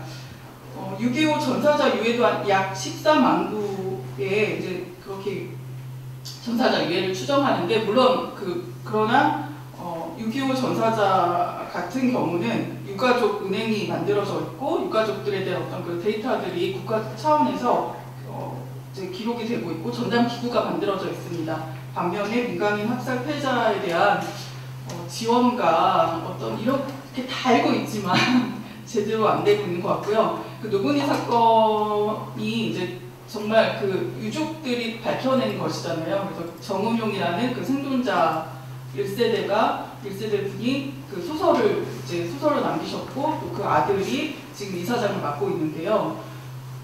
그 노근이 평화재단을 보면 이제 영동굴에서 지원을 하지만 지자체, 그러니까 충북도나 그 국가 지원은 상당히 미약하거든요. 그리고 학계에서 노근이 사건에 대해서 어떤 기록화하는 것도 안 돼 있는 걸로 알고 있습니다. 그리고 그 영동군이라는 어떤 작은 지자체에서 이 일을 끌어가기에는 너무 어려운 상황에 처해 있습니다. 그래서 이런 것들을 진짜 충북도 단위에서 지원하고 또 노근이의 정신 키워드로 잡고 있는 건 지금 평화거든요. 그래서 평화운동이라는 것들을 새롭게 부각시키고 조명하는 그런 것들이 필요할 것 같습니다. 네. 하여튼 어떤 형태로든 6.25 전쟁을 언론에서 다루느냐가 상당히 중요하지 않을까 하는 생각을 합니다. 이 자리에 그냥 이 방청객으로 앉아 계시면서 가장 그 연세가 많으신 분이 저희 홍순주 여사님이신 것 같은데 올해 연세가 하나신가요? 네, 40살. 그럼 한국전쟁 때 6.25 전쟁 때 몇 살이셨어요? 11살 때인데요. 제가 학교를 7살에 들어가서 5학년 됐을 때예요. 피난을 가셨습니까? 네, 피난을 멀리는 못 가고 저는 원래 충남 연기군 서면 출생인데 그 공주군 쪽으로 이렇게 고개를 넘어서 산골로 피난을 가는 것 같아요. 그래 가다 보니까 막 집중해서 통 터지면 아이고 우리 집 다 날라가네 막 이렇게 걱정을 하고 옛날에 이게 보리가루라고 해서 미숫가루를 기상식량으로 이렇게 만들어가지고 고개를 넘어가서 하룻밤 자고 나니까 거기까지 인민군이 들어오더라고요. 그래가지고 그때는 인민군이라면 이 보통 사람하고 다른 줄 알았어요. 어린 생각이요. 놀라고 다른 사람들인 줄 알았더니 만나보니까 똑같은 사람이더라고요. 거기 왔던 이민군들이 착해서 그런지 어쨌든 뭐 친절하게 잘 하더라고요. 어린애들이라 그런지. 그래서 평범한 그 시민으로서 이 6.25 전쟁에 대한 경험, 기억이 평생 나의 삶에 어떤 영향을 미쳤다고 생각하세요? 글쎄 오늘 사실 나온 거는 옛날 그 6.25 전쟁을 지금 21세기에서 어떻게 바라보고 있나, 앞으로 어떻게 나갈 건가, 그걸 좀 알고 싶어서 참여를 하게 됐어요. 그랬는데 어쨌든 이념을 떠나서 우리가 6.25 전쟁하는 그냥 동족 간에 그냥 이렇게 싸우고, 같은 동기간끼리도 이념이 달라서 막 이렇게 싸우고 막 이러는 걸 보고 자랐기 때문에 참 이런 일은 다시는 없었어야 하고 앞으로도 없어야 하고 그럴 것 같아요. 그 20대 시선으로 바라본 6.25 전쟁이 궁금합니다. 이 자리에 20대 맞죠? 네. 네, 그 상황하고 이 6.25 전쟁에 대해서 어떻게 생각을 하는가 좀 간단하게. 마이크 키시고. 저는 충북대학교에 다니는 정진하라고 하는데요. 저는 이제 좀 저희 할머니 할아버지가 저한테도 전쟁에 대해서 자세히 얘기를 안 해주셨어요. 그래가지고 전쟁은 정말 교과서나 TV에서만 보던 그 정도로만 인식을 하고 있었는데, 고등학생 때 이제 우연히 이제 6.25 전쟁 무슨 기념해가지고 신문 기사에 나서 봤는데, 제가 생각했던 것보다 더 끔찍하고, 지금 막 그런 자료를 통해서 본 것보다는 오히려 민간인들이 그 당시 어떤 피해를 당했고 이런 걸 보고 저는 되게 그때 충격을 받았어요. 그래서 그걸 보고 나서 이게 전쟁이 단순히 나라 대 나라 대 싸움보다는 싸움이 아니라 오히려 더 민간인 제가 잘 말을 잘 못하는데 잘하고 있습니다.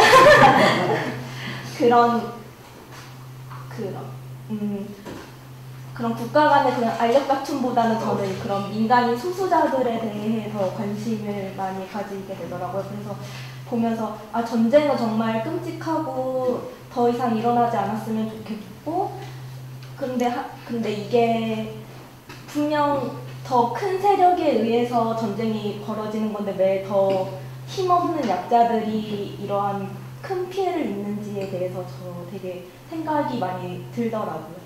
선생님들이 오늘 하신 말씀 더 들어보니까 더 그런 걸 잘 느꼈습니다.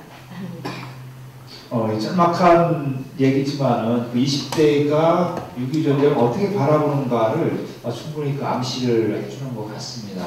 저희 때는 국가 간의 어떤 대립, 민족 상자 차원에서 이제 접근했는데, 역시 요즘 젊은 층들은 그런 어떤 그 약자의 입장에서 어떤 평화의 관점에서 많이들 접근을 하는 것 같습니다. 지금 시간이 마무리 한 1분 정도씩 말씀할 시간은 나오는 것 같습니다. 돌아가시면서 좀 마무리 말씀 좀 잠깐 제가 마무리하기 전에 양명재 선생 같은 전공자를 우리가 모셨는데 좀 질문이 있어요. 네.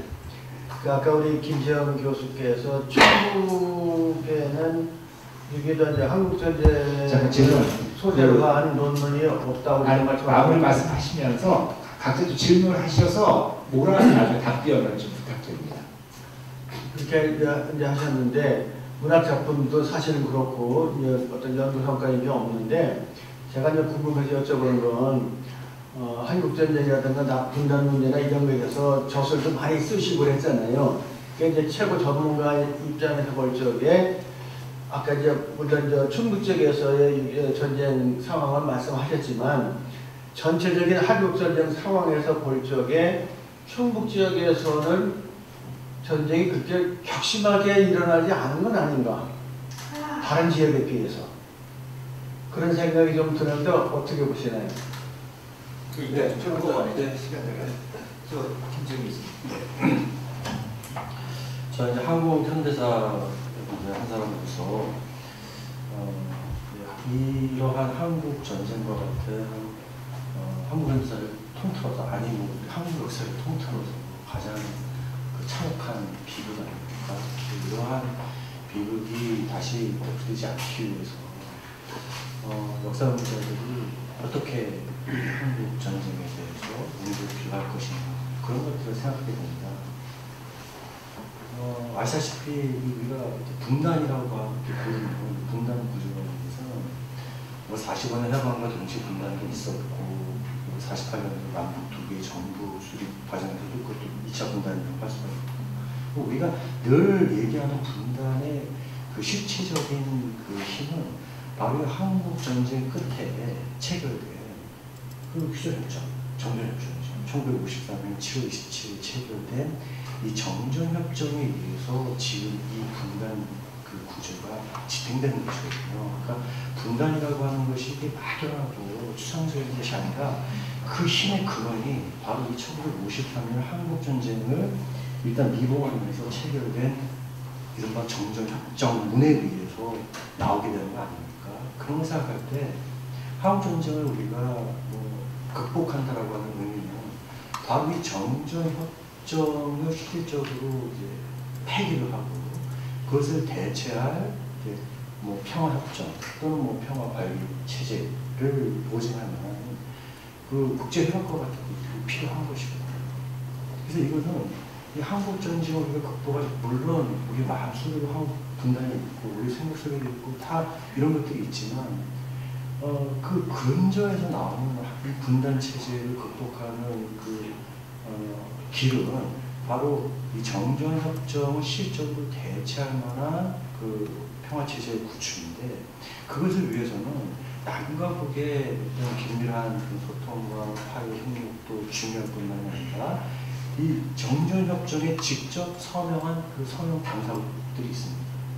그러니까 아까도 이제 양준 선생님께서 한국에 대한 자긍심이 어떤 맥락하에서 이것이 이루어져 나가는 것을 설명하셨지만 미국이 한국군을 대신해가지고 서명을 했습니다. 근데 북한도 서명을 했죠. 중국도 서명을 했습니다. 그래서 이런 나라들이 이 분단 체제를 실질적으로 집행하는 국제협약의 이해 당사자입니다. 이 뭐 다들 아시는 이런 내용들이겠습니다만 미국이나 뭐 중국이 강대국이어서 이 분단 문제 기획하는 건 절대 아니지 않습니까? 그렇기 때문에 우리가 실질적으로 한국 전쟁, 6.25 전쟁을 극복한다라고 하는 의미는 이 분단 질서를 유지하고 있는 이 정전협정에 대한 이해를 새롭게 해야 되고 그것을 대체할 만한 항구적인 국제법에 준하는 협약을 어떻게 만들어낼 것인가 이 문제를 고민해야 된다고 생각하고 있고요. 또 학계에서도 이런 대안으로 관련된 그런 부분들이 전반적으로 활발하게 시도가 되고 있다고 생각합니다. 저는 아무래도 교사다 보니까 교육 측면에서 계속 생각을 하게 됩니다. 전쟁의 역사를 왜 배우는가 생각하면 평화와 인권의 가치를 배우기 위해서 전쟁사를 배운다라고 생각을 하고요. 그래서 전쟁에 대한 이야기는 역사에서 전쟁에 대한 이야기는 전쟁이라는 파국을 막지 못한 정치의 책임의 문제도 있고 각 국면에서 그 지도자들이 어떤 선택, 어떤 오판을 했는가, 왜 그것을 막지 못했는가, 그걸 막지 못한 민주주의의 문제도 있고 또 그럼에도 불구하고 학살이 아니라 사람을 살리는 쪽에 선택을 한 의인들도 있는데 그런 사람들의 이야기 이런 것들을 아이들한테 소개하고 그래서 민주주의가 인권 그리고 연대하는 마음 이런 것들이 왜 중요한가 그런 것들을 가르쳐야겠다라고 마음을 먹게 되고요. 또 하나는 기업과 관련된 것인데 보통 이제 우리가 현충시설이라고 하는데 전쟁에서의 죽음이 다 나라를 위한 죽음만은 아닌 것 같아요. 그렇지 않은 희생들도 굉장히 많았는데 권력자들은 그걸 나라를 위한 희생으로 이렇게 좀 그런 기업마저도 이렇게 전유하려고 하는 것 같습니다. 그런 부분들을 넘어서서 진정한 애도의 문화, 기념의 문화가 애도의 문화로 나아갈 수 있을 때 우리의 사회가 좀 더 평화와 민주주의가 발전하는 사회로 가고 결국 이 분단의 고통도 넘어설 수 있지 않을까라는 생각을 하게 됐습니다. 네. 아무튼 뭐 아까 저기 우리 여사님께서 말씀하셨는데요. 우리 때 80년대, 90년대를 겪으면서 정확하게 전쟁의 어떤 실상이나 이런 것들을 볼 수도 없었고 또 그걸 지금 그때 말씀하셨으면 바로 여기 저 경찰서나 안기부에 잡혀가셨을 발언이신데 예, 오늘 예, 또 그런 다른 또 전쟁의 모습을 이렇게 직접 들을 수 있어서 참 좋았던 것 같아요. 그래서 어떤 뭐 우리 후세들 저도 이제 딸들이 대학을 졸업하고 대학원을 졸업하고 있는데 이 그 후세들한테 정말 평화와 선생님 말씀하신 인권이 존중되는 그런 어떤 사회를 지속적으로 이렇게 물려줘야 하지 않겠느냐. 그런 의미에서는 다시는 그런 일이 일어나지 않았으면 좋겠다. 또다시 그와 같은 증언이 없었으면 좋겠다. 그렇게 생각합니다.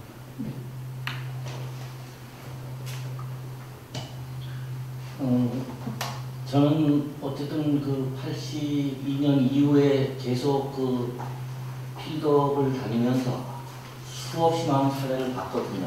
그 사람들 이야기를 듣고. 근데 우리가 지금 오늘 세미나를 하는 이유도 마찬가지고 이렇게 모여서 이야기를 하는 이유도 마찬가지인데 다시는 이거를 겪지 말아야 되겠다는 그런 게 더 훨씬 강하거든요. 근데 보통 세미나도 마찬가지고 다른 어떤 데를 가봐도 마찬가지인데 참혹하다고 하면서 왜 어떻게 구체적으로 참혹한지는 전혀 이야기를 하지 않습니다. 실제 보여주지 않습니다.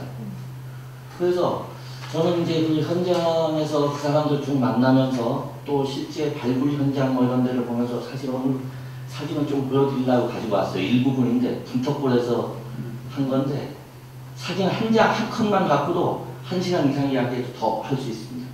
그런데 오늘 뭐 기회가 그래서 그런데 어쨌든 저희들이 이런 자리를 자꾸 마련하는 거는 그런 다시는 그 참혹한 어떤 이런 것들을 겪지 않기 위해서 하는 자리이긴 한데 그럼 앞으로 어떻게 해야 되느냐 하는 어떤 이런 부분들이거든요. 그래서 저는 어떤 요식적인 어떤 이런 것보다 실제적인 작업들 그리고 지속 가능성 있게 계속 지속적으로 70년이라 해서 이렇게 행사 한번 하고 이렇게 끝날 게 아니고 좀 지속적으로 계속해서 알리고 우리 저 어린 학생들도 오늘 좀 20살 된 학생들도 하지만 저 학생들 실제 왜 참혹한지 그냥 계속 그냥 말로만 들었지 실제적으로 모르거든요. 또 누가 이야기해주는 사람도 없고요. 저희들 어릴 때 할아버지한테 그런 이야기를 들었거든요. 전쟁 중에서 제일 무서운 게 입전쟁이라는 이야기를 했어요. 처음에 어릴 땐 그게 뭔 소리인지 몰랐습니다. 근데 현장을 다니면서 그게 무슨 말인지 알았습니다. 여기 이제 다들 아시겠지만 낮에는 국군 치아, 밤에는 빤치산 치아. 낮과 밤이 바뀔 때마다 동네 사람들이 수없이 죽습니다. 그런 것들이거든요. 그런 와중에서 그게 하나하나 사람들이 참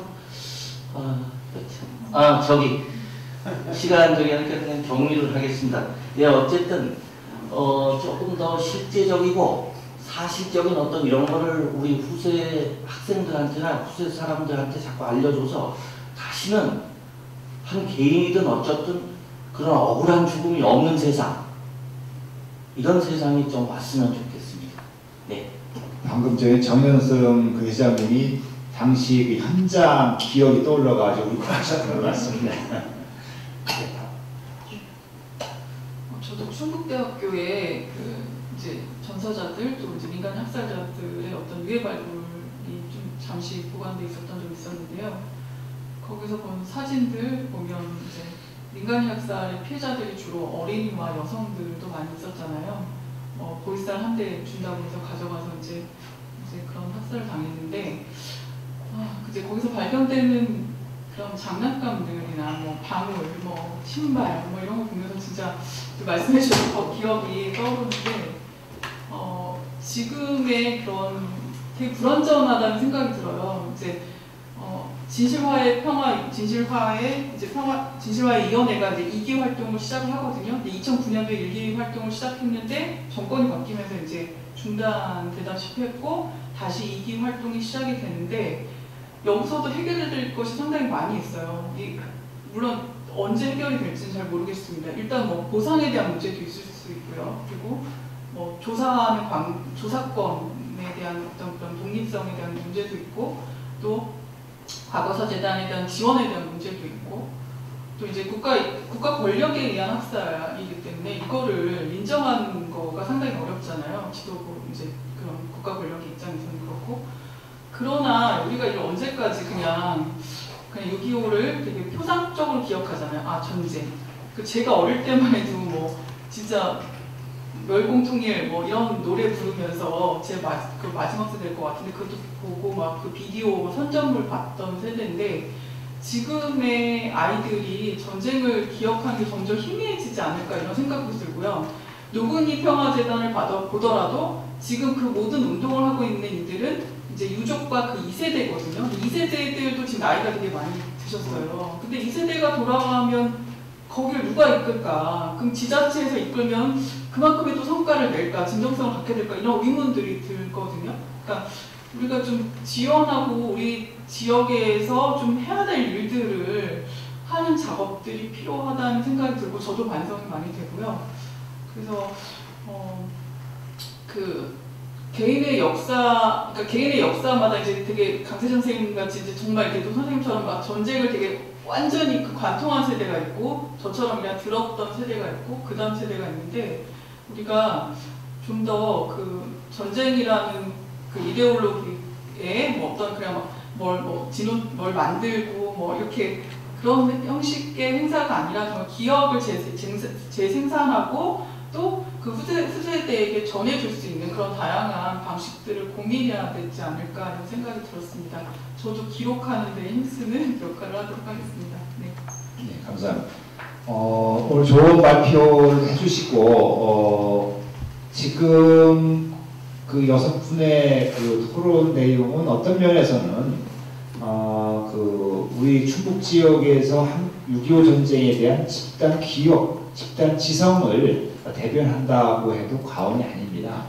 그런 의미에서 좀 그 타자의 시선에서 아까 이제 질문도 받으셨고, 네, 질문도 받으셨고 해서 질문에 답변뿐만 아니라 그런 타자의 시선에서 어떻게 보셨는지 말씀 좀 부탁합니다. 예, 오늘 세미나가 다양한 분들, 전문가 분들이 이렇게 모여서 다양한 지적인 경험과 그런 것을 바탕으로 해서 얘기를 하시는 걸 보고 대단히 인상적으로 들었습니다. 저도 배운 게 많고 이 자리가 이제 충북학연구원에서 이제 주관하는 충북에 관련된 6.25에 대한 기억이라고 하는 게 주제입니다. 저는 조금 다른 관점에서 이 얘기를 좀 해보려고 합니다. 되게 저는 그 6.25 전쟁을 한국 현대사를 전공하면서 6.25 전쟁을 거의 한 30년 이상 했으니까 어느 지역에 관련해서도 글을 많이 쓴 것 같습니다. 그런데 제가 쓴 기억에 충북에 관련된 거는 쓴 기억이 없는 것 같아요. 이제 아까 선생님 질문 하신 내용도 충북 지역의 전투가 다른 지역에 비해서는 비교적으로 격렬하진 않았지 않냐라고 하는 이제 말씀하셨는데 아마 이제 충남, 충북, 전라나 또는 이제 낙동강 방산하에 있는 경남, 부산, 제주 지역을 이렇게 비교해 보면 비교적 이제 강원도 같은 경우는 이제 전망지대니까 많았을 테고 경기 지역도 마찬가지고 그리고 이제 경북 지역은 또 낙동강 방산 그리고 이제 경남 쪽에 이 낙동강 방산에 전투했어요. 그래서 거기에 비하면은 아마 전투하면서 희생자를 비교를 해보면 다른 지역보다는 비교적 충북 지역은 좀 적었던 것 같습니다. 그러니까 이제 상대적으로 이제 그 지역보다는 이제 격렬하지는 않았다는 생각이 드는데 이제 호남 지역의 경우에 제가 이제 여수 지역도 와서 발표를 한 적이 있었고 목포도 한 적이 있었는데 전 그 호남 지역의 경우는 거의 전투가 없었습니다. 그렇죠. 예. 그런데 호남 지역에는 그 관련해서 그 최근에 몇 년 전에 이제 연구인데 마을로 간 한국 전쟁이라는 제목의 단행본 책을 전문 연구소가 나온 게 있습니다. 그러니까 한국 전쟁이라고 이 6.25 전쟁, 한국 전쟁이라는 것이 꼭 이 전투만 이제 있거나 또는 민간인 학살만 있는 건 아니거든요. 그러니까 이제 조금 이제 다른 차원에서 얘기 드리면 전쟁 이제 아주 역설적으로 전쟁으로 인해서 변화된 상황들이 굉장히 많이 있습니다. 전쟁으로 인해서 예를 들면 이 충북 지역도 마찬가지겠지만 우리가 그 한국 정부, 대한민국 정부가 만들어지고 난 다음에 신흥 그 공화국이 불과 얼마 안 돼서 전쟁을 그러니까 국민이 되기 전에 소위 말해서 충북 지역의 도민이 또 인민으로 편입됐다는 그런 경험을 갖고 있습니다. 그러니까 국민과 인민의 경험을 같이 가지고 있어요. 이 전쟁으로 인해 가지고서 예를 들어 크게 보면 지주 소작 관계가 해체되기 시작합니다. 이 반상의 질서가 이제 무너지기 시작하고 그 다음에 신흥 부조화들이 우리 대기업들 지금 이렇게 보면 그때 전쟁 때 만들어진 기업들이 많습니다. 아주 작은 그 기업으로. 그래서 이제 그 어떤 신흥 부조화가 나오면서 사회 구성이 많이 바뀌게 되고 그래서 이제 소위 이제 그 전쟁을 연구해야 될 주제는 단순히 어떤 화약 냄새와 연기만으로는 안 된다는 거죠. 그리고 지금 많은 말씀을 해주셨지만 민간인 그 희생도 굉장히 아까 노건 사건 관련해서 많이 말씀해 주셨는데 제주의 사건이라고 하면 우리가 어릴 때부터 들었던 순이산촌이라고 하는 상징되는 그걸로 계속 기억을 해왔단 말이죠.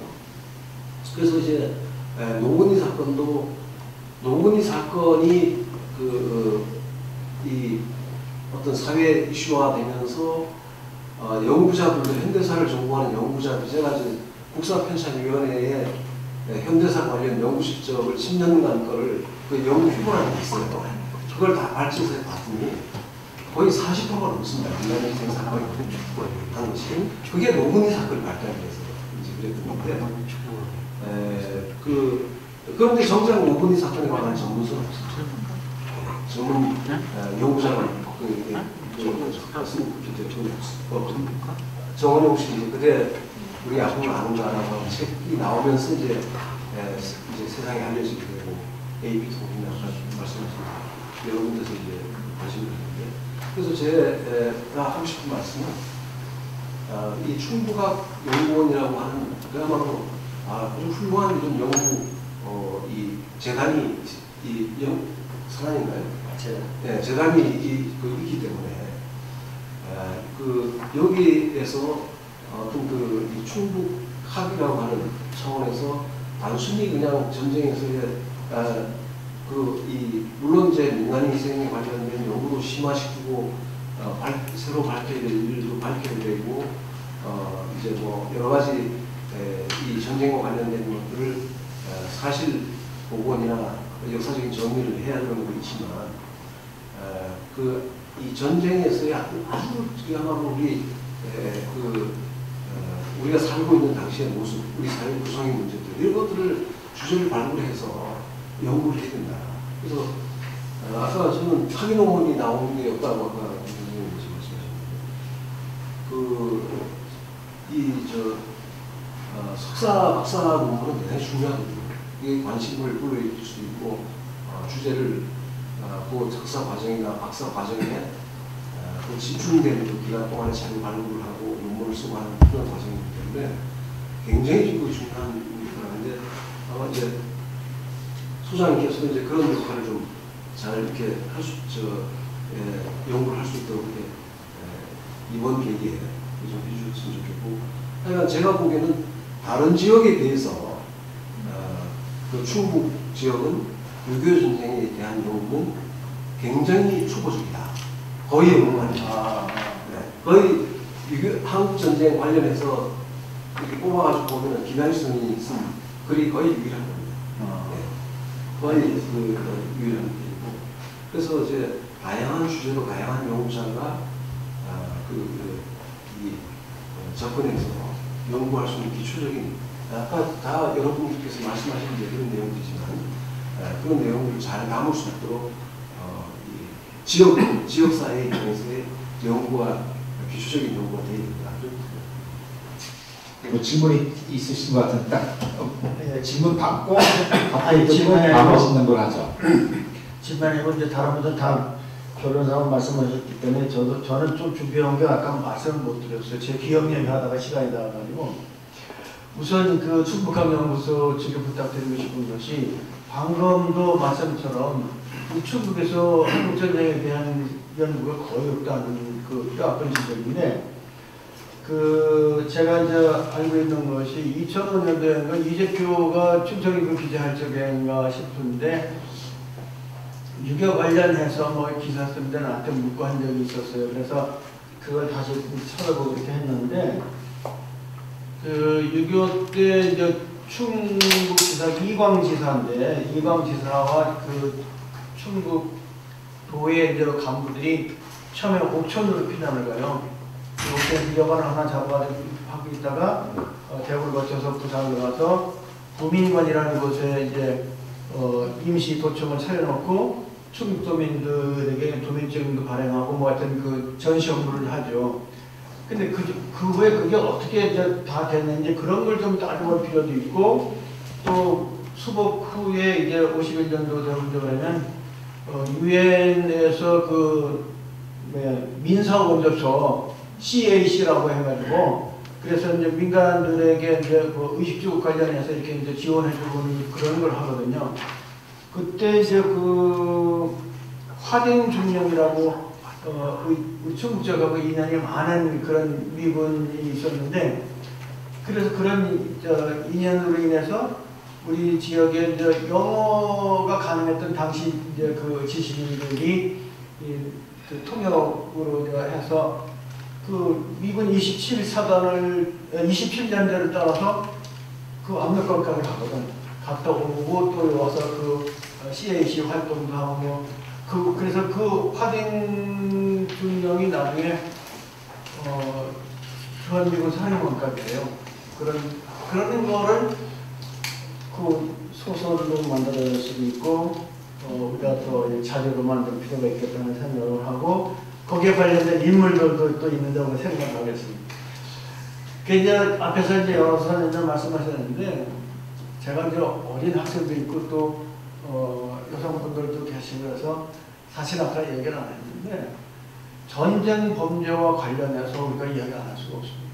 전쟁 범죄는 모든 군대가 다 했습니다. 그건 과거에도 마찬가지입니다. 승전국과 패전국이 있을 때는 패전국에만 전쟁범죄 재판하고 처벌하는데 한국전쟁은 승전국도 패전국도 없는 전쟁 아닙니까? 그래서 전쟁범죄에 대한 저기를 못했어요. 처벌을 못했어요.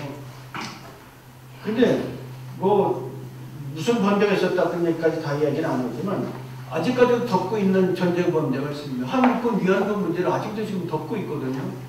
우리 사회 전체가 그냥 쉬쉬하고 아직 얘기 안 하고 있어요. 일반군 위안부 얘기만 하고 있는 거죠. 그런 것도 있고 아까 내가 얘기하는 건 뭐냐면 미군이 들어닥쳤다면 전부 분야들은 말 밑에 숨거나 벽장에 숨거나 다 어디 단지들어 숨어야 돼요. 왜? 미군이 섹시하고 그런 분야자들을 잡아가요.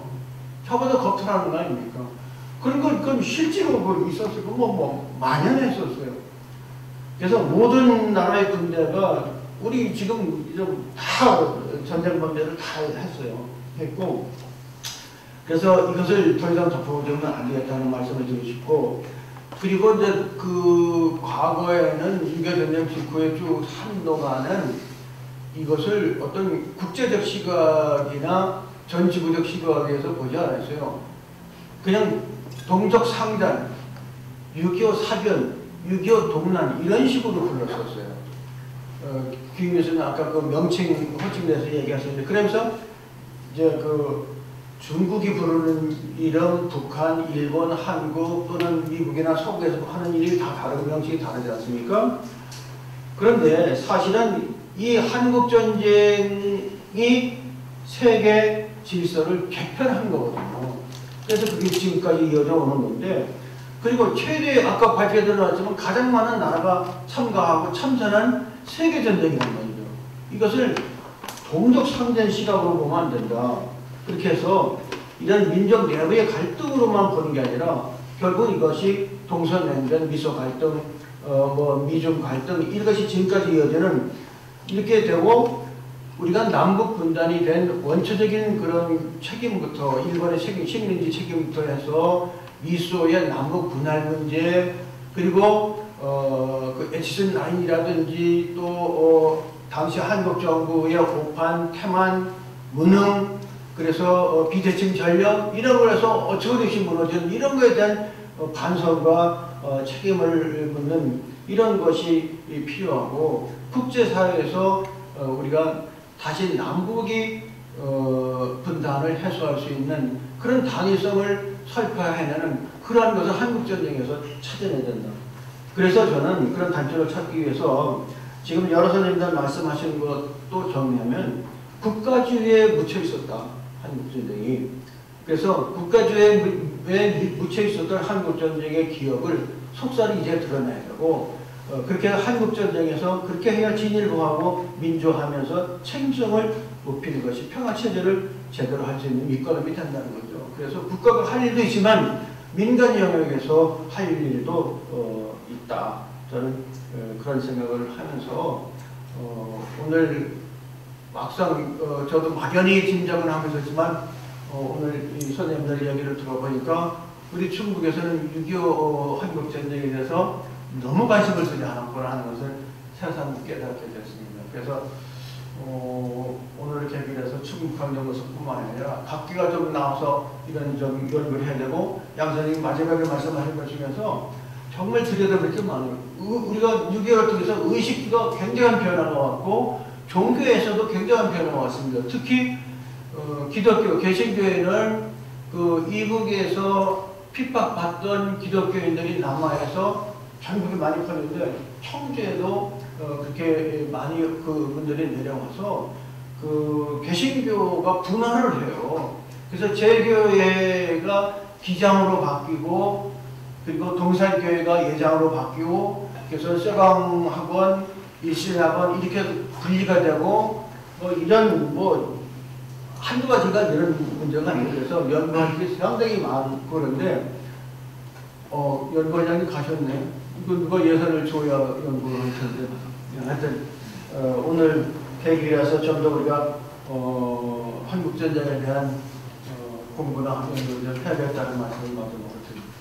마지막으로 하나만.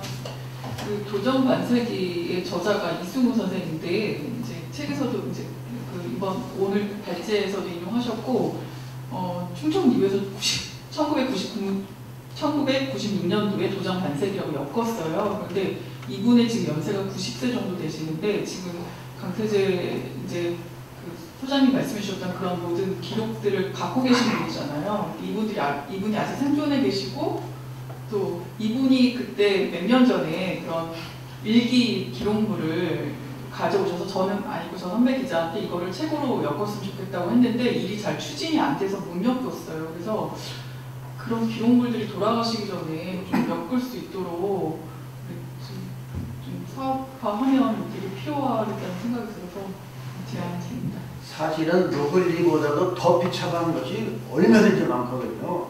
노블리는 정부도 박사가 생업을 버리고서 자기 어머니 희생된 것을 규명하기 위해서 그렇게 노력을 했기 때문에 그걸 만들어낸 것이지 사실 그거보다 비참하게 없습니다. 많아요. 시간이 지날수록 더 뜨거워지는 것 같습니다. 그렇지만 시간 제한으로 여기서 정리를 하겠습니다.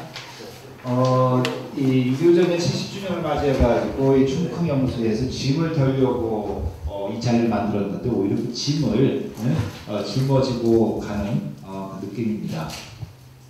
하여튼 오늘 그 두 주제 발표와 그 뒤이어서 다양한 각 분야의 전문가들을 모시고 다양한 의견을 또 교환 하는 자리가 된 것 같습니다. 분명한 사실은 70주년을 맞이하는 이 6.25 전쟁을 우리 지역 단위에서 앞으로 새롭게 해나갈 필요성이 있겠다라는 것은 충분히 오늘 발표 토론을 통해서 확인이 될 수 있는 것 같습니다. 특히 이제 이 연구 일단 기본적으로 그 연구가 확실하게 이루어져야 되는데 다른 어느 지역보다도 충북 지역 같은 경우에는 6.25 전쟁의 연구가 상당히 미약한 시점이고 또 연구의 활성화뿐만 아니라 연구의 어떤 영역 역시 이전의 어떤 대결 구도에서 이루어지는 것이 아니라 다양한 관점에서 접근이 이루어져야 될 것 같습니다. 그럼 누가 어떻게 할 것인가 하는 차후의 과제이죠. 또한 기억의 방식도 어떤 적대적인 관점에서의 접근이 아니라 결국 손바닥과 손등이랑 마찬가지겠죠. 이 전쟁을 뒤집으면 결국 평화이기 때문에 그 전쟁이 없는 상황에서는 역사 예방 차원에서 전쟁에 반하는 어떤 평화의 관점에서 그리고 어떤 인권의 어떤 관점에서 또는 통일의 관점에서 이 6.25 전쟁을 다룰 때 그 전쟁은 우리한테 어떤 교훈을 주고 하나의 예방적인 차원에서 미래의 어떤 전쟁을 사전에 이제 예방할 수가 있지 않을까 하는 생각을 합니다. 이와 같은 6.25 전쟁에 대한 관심과 노력은 결국 우리 지역을 보다 평화롭고 살기 좋고 또 인권이 존중되는 그런 어떤 지역으로 만들기 위한 그런 목적이겠죠. 그를 위해서 우리는 6.25 전쟁을 기억하고 회상하고 또 자세히 들여다본 것이 아닌가 하는 생각을 합니다. 오늘 발표 토론 내용은 지금 실시간 유튜브로 이제 중계가 됐을 뿐만 아니라 차후에 유튜브에도 올라가고 그다음에 충북항연구소 홈페이지에도 이게 이제 정리가 돼서 탑재될 그런 예상이 있습니다. 그래서 여러분들이 말씀해 주신 귀한 말씀은 이 자리로 끝나는 게 아니라 결국 이제 아카이빙 돼가지고 후대 누구라도 볼 수 있는 귀한 말씀이 될 것으로 생각을 합니다. 하여튼 오늘 함께해 주셔서 거듭 감사드립니다. 박수로 오늘 포럼을 마치겠습니다. 감사합니다.